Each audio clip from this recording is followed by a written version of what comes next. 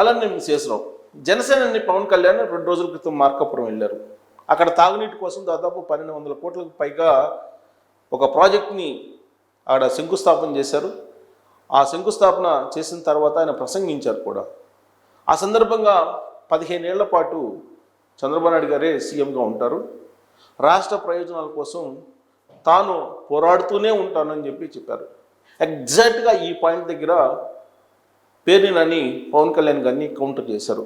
ఏం కౌంటర్ చేశారు అనేది నేను ఆడియో వినిపిస్తాను, వీడియో కూడా ఉంది కానీ ఆడియో చూపిస్తాను. కొన్ని రిస్ట్రిక్షన్స్ ఉన్నాయి కాబట్టి ఆడియో విన్న తర్వాత పవన్ కళ్యాణ్ గారిని ఏ విధంగా పేర్ని నాని టార్గెట్ చేశారనేది మీకు కూడా అర్థమవుతుంది.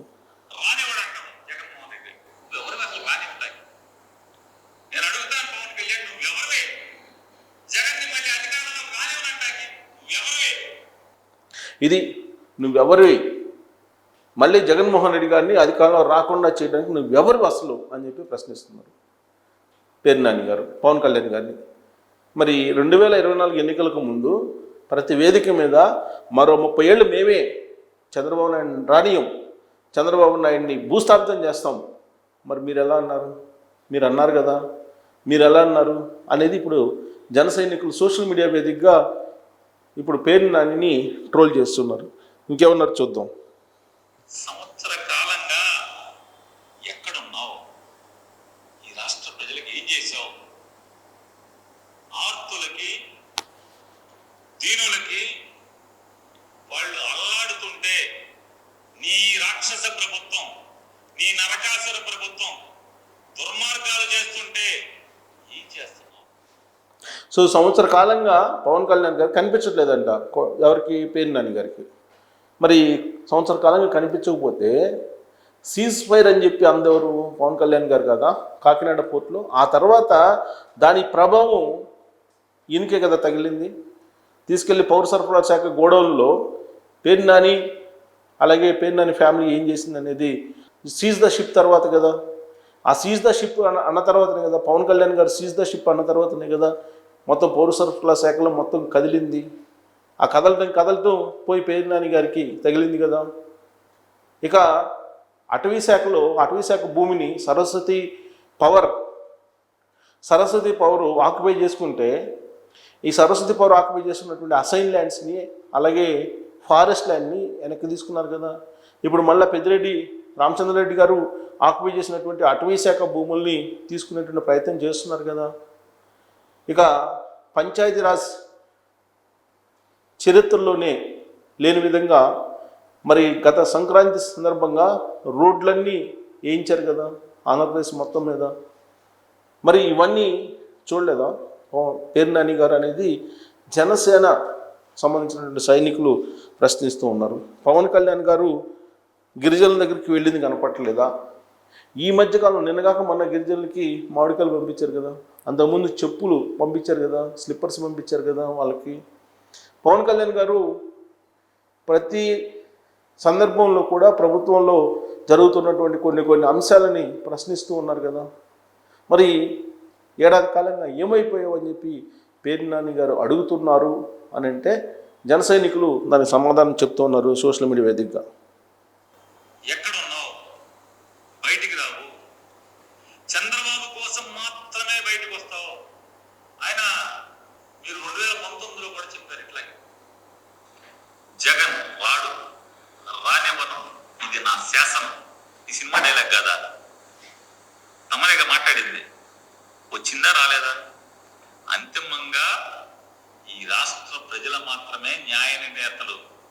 జగన్ని తేవాలన్నా ఆపాలన్నా, చంద్రబాబుని పాతాళానికి తొక్కాలన్నా, సీటులో కూర్చోబెట్టాలన్నా ఈ రాష్ట్ర ప్రజలదే అంతిమ నిర్ణయం తప్పితే నీకులాగా నాకులాగా ఈ రాష్ట్రంలో ఉన్నటువంటి ఏ గొట్టాంది పాత్ర ఉండదనేది నువ్వు నేను తెలుసుకుంటే మంచిదని చెప్పాను కూడా ఆయనకి చెప్తూ.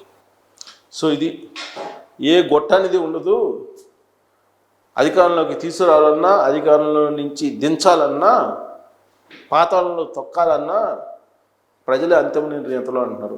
నిజమే. లాస్ట్లో ముక్తాయింపు మాత్రం బాగా ఇచ్చారు. పవన్ కళ్యాణ్ గారిని ఉద్దేశించి నీకు కానీ నాకు కానీ ప్రజలే న్యాయ నిర్ణేతలు అంటున్నారు. ప్రజలే న్యాయ నిర్ణేతలు.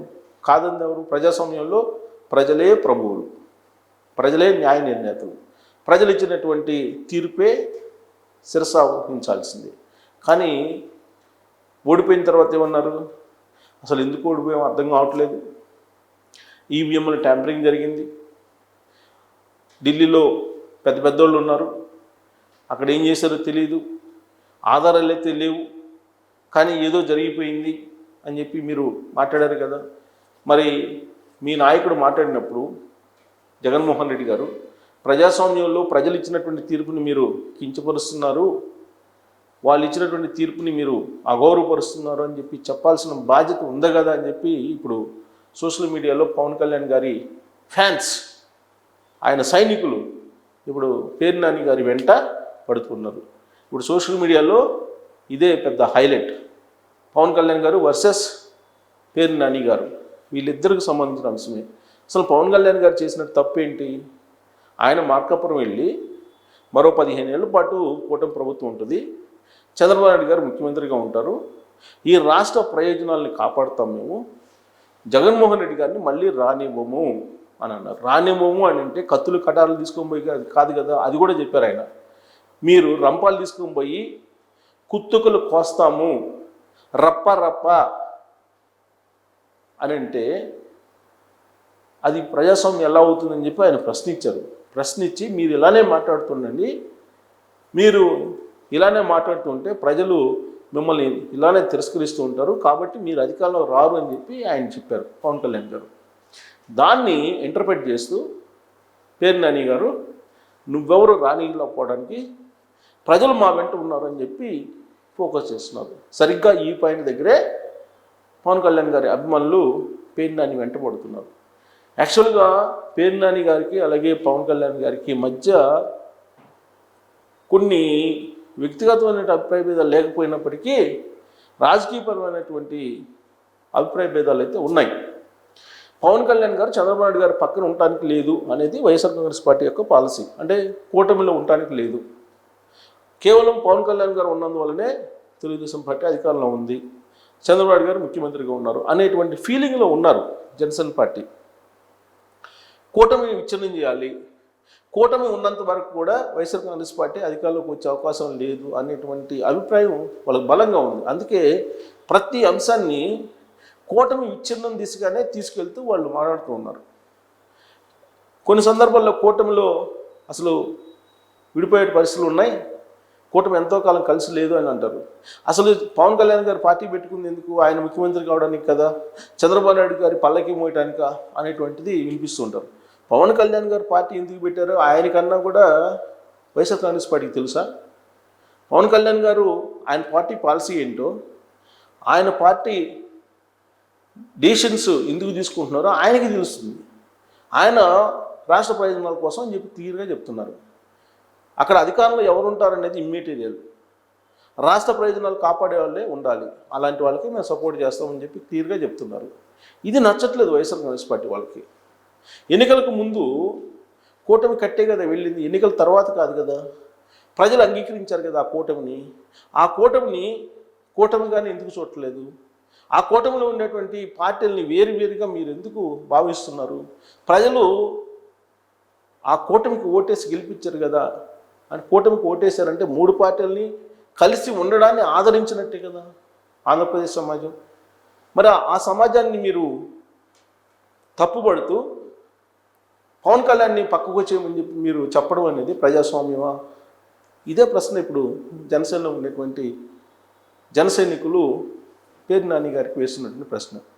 మరి దీనికి ఏం సమాధానం చెప్తారు పేర్ని నాని గారు? అసలు పేర్ని నాని గారు ప్రెస్ మీట్ పెట్టి పవన్ కళ్యాణ్ గారిని టార్గెట్ చేయాల్సినంత తప్పు పవన్ కళ్యాణ్ గారు మాట్లాడారా అనే దాని మీద మీరు ట్రోల్ చేయొచ్చు. Thank you.